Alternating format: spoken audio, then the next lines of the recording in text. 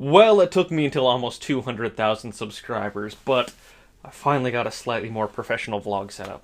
I say slightly because there's some things I don't like about it, like that shadow back there. It's just too much, but it's gonna have to do for now. I don't want to look entirely professional today because what I want to talk about is something a little more on the relaxed side. Namely some channel updates and stuff. I've kind of made the promise to myself a long time ago that I wouldn't put out a video that doesn't provide sufficient value to you guys.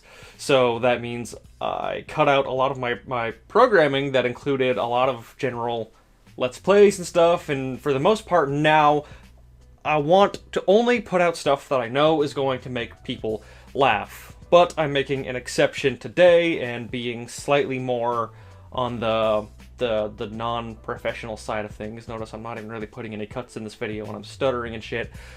Because I kind of want to be real with you about my mental illness and what I've been going through these last few months. A lot of people have asked me to put out more videos. And frankly, I would have loved to put out more videos. Like, who wouldn't? I guarantee you, almost every YouTuber out there is making about as much videos as they can. Although encouragement from the audience does help people, you know, maybe quit their day job or whatever if they're beyond that threshold. But I passed that threshold a while ago. I quit my day job way before I should have, trying to make YouTube what I did with my days, and I'm just kind of lucky that it's worked out. That being said, I have been slacking in the video production in these last 6 months or so because I've been suffering from the worst. I mean, I'll be real, this has just been the worst 6 months of my life. I think roughly 6 months, about that time. And one of my last videos, I made a comment about having panic attacks. And I have basically always had anxiety, and I think some of that ties into depression. I don't really feel depressed. People, psychiatrists say, well, they go together, but I don't know. I didn't really have any self-loathing. It was just anxiety, panic attacks, fear, gripped me a lot.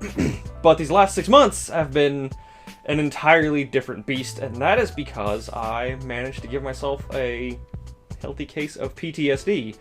Now, I didn't really know what PTSD was until I got it, so hopefully me putting out this video will provide value, like I said, to people who are maybe afraid to talk about their own mental illness, or who give themselves or are experiencing PTSD. I use that phrase carefully because I don't, obviously a lot of people are victims of it, but it's something stupid that I did, and respectfully, I would like to not say what I did. Maybe I will later, I'm just not ready to do that yet. But basically, I put myself in a position where I thought that I was going to die.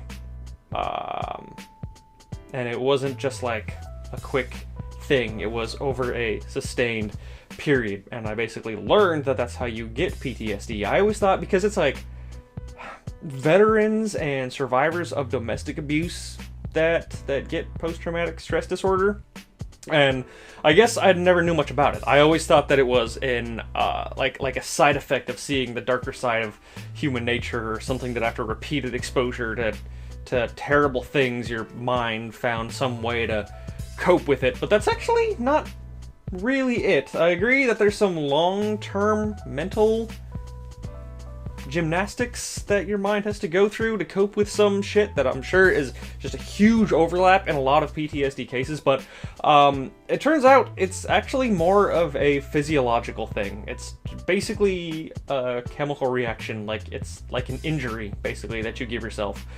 So you know that when an emergency happens, your body goes into fight or flight. You basically get a spike of adrenaline. You don't know necessarily, let me rephrase that. Even if there's not real danger, you still get this fight or flight response. Maybe you are like you're driving and then you see something out of the corner of your eye and you get a spike of adrenaline, but it wasn't actually gonna hit you, like a car coming into your lane or something. Or situations where you're a parent and you see your kid wandering towards a pool and you're 100 feet away, well, you're going to be like, oh shit, my kid's going to drown, you're going to sprint over there. That's the general purpose of the fight or flight response. But when you are in a situation where you're sustaining that, namely where you think you're gonna die, for hours on end, basically your body never leaves fight or flight mode for hours, and doing that actually fucks up the part of your brain that's responsible for regulating that hormone, basically, and it gets damaged. And then in the preceding months, when it needs to heal, that's when a lot of PTSD occurs. And it's just very unpleasant, because that emotion basically gives you, it gives you anxiety. It's this huge boost of anxiety where you're like, oh god, you know, you kind of feel like Superman for a second, like you get heightened senses and all this stuff, but it also comes with the fact that disaster is striking. So it's not a good feeling, even though it can conceivably do good things for you in the short term. But when you've been exposed to that for a long time, you get PTSD, and then after that, your brain can't regulate that feeling for a long time. So for the first few months after a situation like that, you actually kind of have this weird, hazy, disconnected feeling. And I had that, and I was like, something is fucky, but I don't know what it is. Maybe I'm just in a bad mood. Maybe it is anxiety and depression, like coming back harder than ever before. I can't quite tell. Like, it was already a rough year. Like, I had a family member die, and other stressful things I don't really need to get into right now, but it was pretty stressful, so I thought everything like that was just adding up. And then panic attacks started coming back. Like I said, I'd mostly gotten rid of them years ago, but they started coming back. And then around like Christmas, January, I was like, something is definitely wrong. Like every second of every day, I felt like something was horribly wrong, and I knew that was a symptom of what I was experiencing, but also it just sucks, because you still, just knowing it's a symptom doesn't fix it. So not only are you basically just constantly terrified, which sucks, but you're getting so much of this fear, anxiety, chemical, unrelated, getting pumped through your brain that you're basically high on the thing that makes you scared. And that's kind of what PTSD is. It really fucks with how you perceive the world, and it is the most, it wasn't always like it, but it probably feels 90% of the time, 95% of the time, like the 5 minutes before a panic attack. Like you just don't know what's happening, and you can't really, you can't like control your thoughts, you can't focus on anything, and in your mind's just repeating like an emergency is about to happen, terrible things are about to happen, and you just live with that. Obviously, you can't sleep, you can't really work, it's pretty fucking hard to do anything. One of the effects actually is you just think the worst thoughts about everything. It's just something about the lack of serotonin in your mind just makes you basically completely incapable of happiness or joy at all. Like, it's just physically not there in your mind. So when you are going through this, you are basically living in a hopeless, terrible reality, and you keep thinking that something is wrong. And I keep going back. I know I'm repeating myself, but that's because in your mind, it just keeps repeating yourself. Something is definitely wrong. You don't know what it is, and it took me fucking months to diagnose it. I had a bunch of headaches with insurance that I couldn't just go see someone right away. Like, I had to wait 2 months at one point. I think it was like November through January. Yeah, before I could finally see a psychiatrist, and they didn't even know what it was at first, and basically it wasn't until I brought it to them, and they were like, oh, you didn't tell me you know, had this, we almost died. Like, of course, it sounds exactly like casebook PTSD, so that is what I've been going through.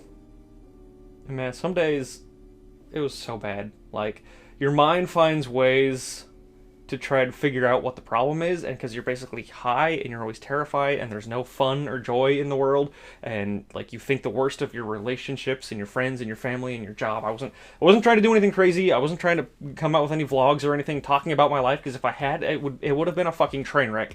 But luckily I had the presence of mind to be like, I'm either gonna get through this or I'm not. Either way, I'm not gonna talk to my audience until it is getting better, and it is getting better. But there was times when I literally thought I was in hell, like, because there's no happiness, and you're like, you wake up and you're like, I can't remember the last time I was happy, and I'm pretty sure that I almost died that day. Maybe I did die, and I'm not even religious, but maybe I did die and go to hell because it was fucking horrendous. It was the most horrible months-long experience that I can possibly imagine. So it sucked. And like I said, it is getting better. It's way better now than it was. Like, if, like, on a scale from 1 to 10 of terribleness, it was a 9 for about 4 months in a row, and now it's sitting at like a 2. Not quite a 1, but basically a 2, and it is getting better. I am on some medication, some SSRI, some selective serotonin reuptake inhibitors, basically antidepressants that are, I don't even know if they help, because it does naturally get better on its own. But like I said, I did have anxiety before, so I figured, why not? I've been taking them, and it has made life a little bit better. So I want to end this on a more positive note.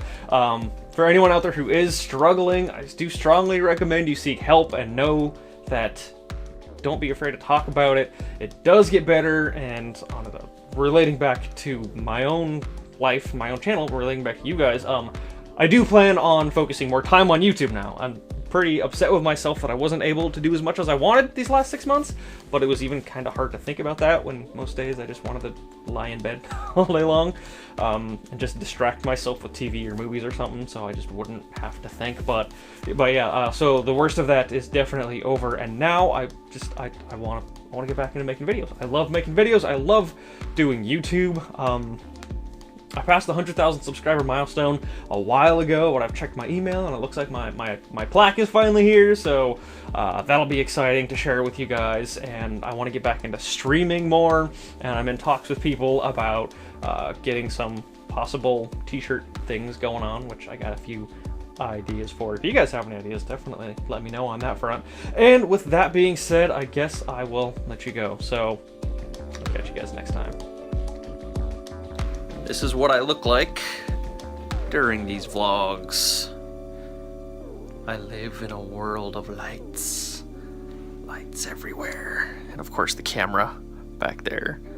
And not surprisingly, because I'm a vlogger on YouTube, I'm wearing a dress shirt and pajamas from the waist down.